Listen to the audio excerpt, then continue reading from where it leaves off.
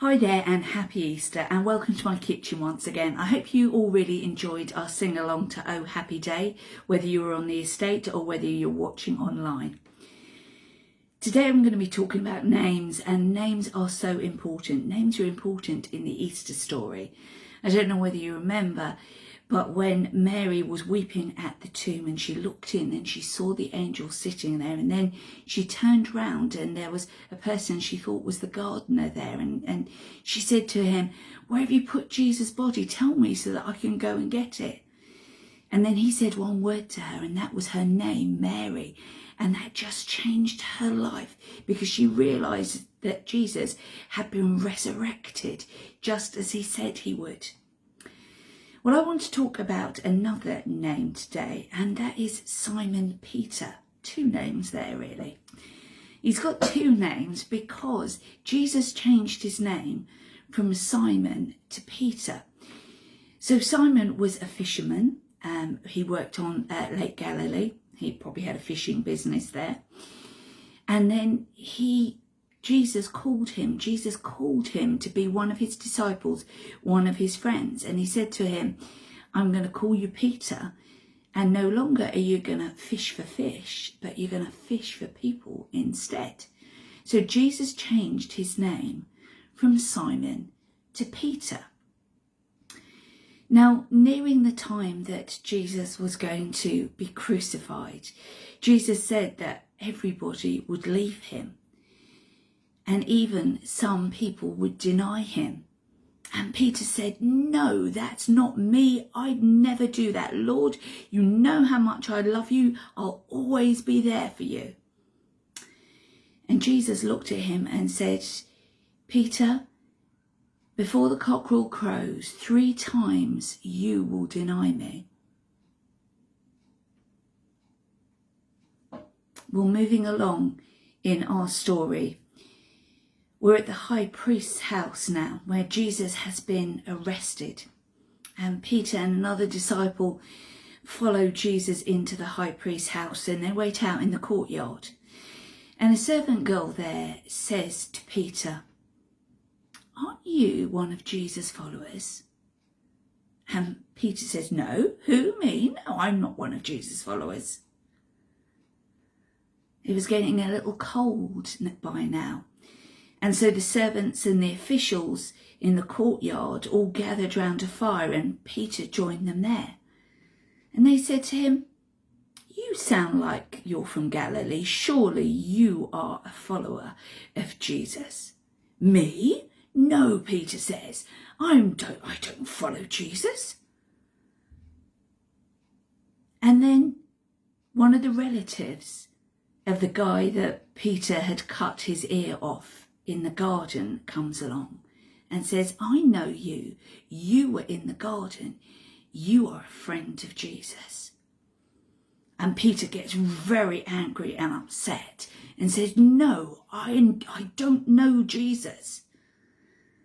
And then, all of a sudden, the cockerel crowed. Peter had denied he even knew Jesus 3 times, just like Jesus had predicted. How awful must have Peter felt. So let's move further on in our story. Good Friday, when Jesus died for us and was buried. And then on to Easter Sunday, where Jesus is resurrected. He goes through death and out the other side. And we see Peter running to the tomb. He goes in and Jesus isn't there. And then he runs off to tell the other disciples.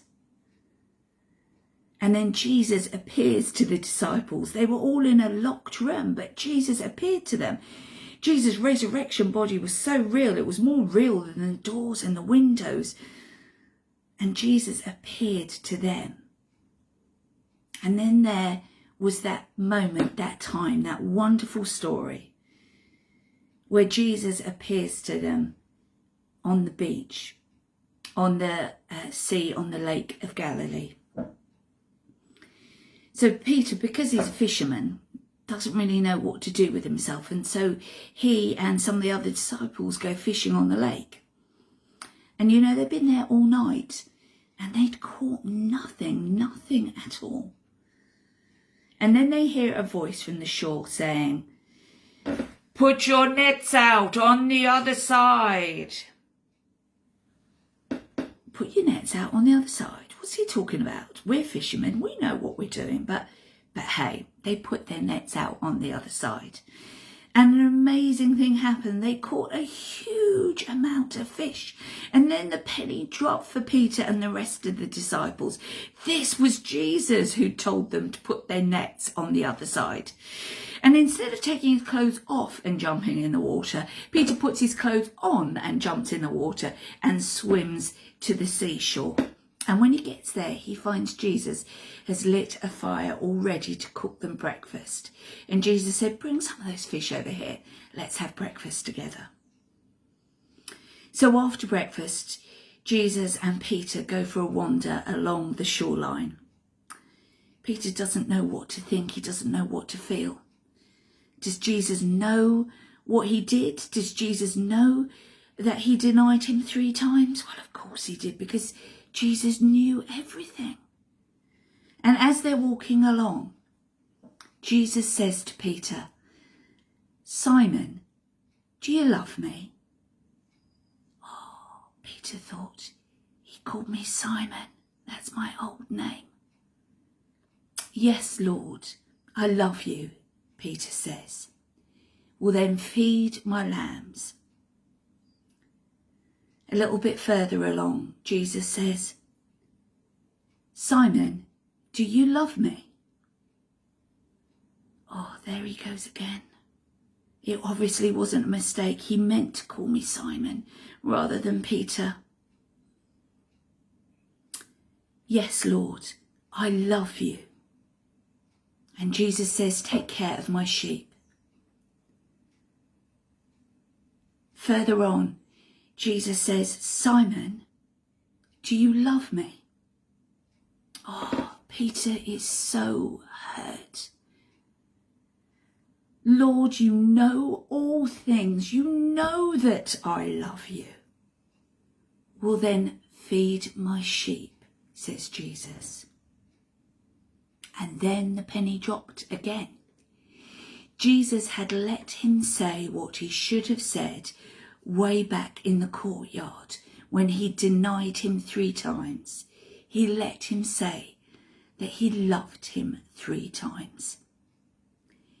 Peter was forgiven and went on to do a lot of amazing things for Jesus. So this Easter, if you feel you've messed up big time, know that Jesus is ready, willing and able to forgive you and to give you a fresh start. Now that is something to be truly thankful for this Easter, isn't it? I'm going to hand you over to the Hodges now to lead us in our time of creative prayer. Happy Easter.